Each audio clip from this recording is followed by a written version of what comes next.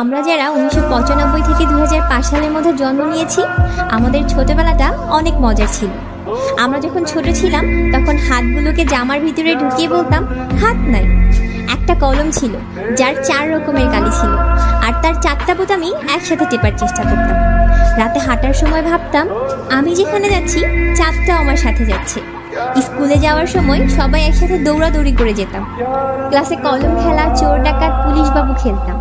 মাঝে মাঝে স্কুল ফাঁকি দিয়ে কয়েকজন বন্ধু মিলে ঘুরতে যেতাম, আড্ডা দিতাম, আরো কত কি। 2 টাকার রঙিন বা নারকেল আইসক্রিম, হাওয়াই মিঠাই খেতে না পারলে মনটাই খারাপ হয়ে যেত। হঠাৎ আকাশে হেলিকপ্টার গেলে সবাই আকাশের দিকে তাকিয়ে থাকতাম। স্কুল ছুটি হলে দৌড়ে বাড়িতে চলে আসতাম মিনার কার্টুন দেখতে বলে।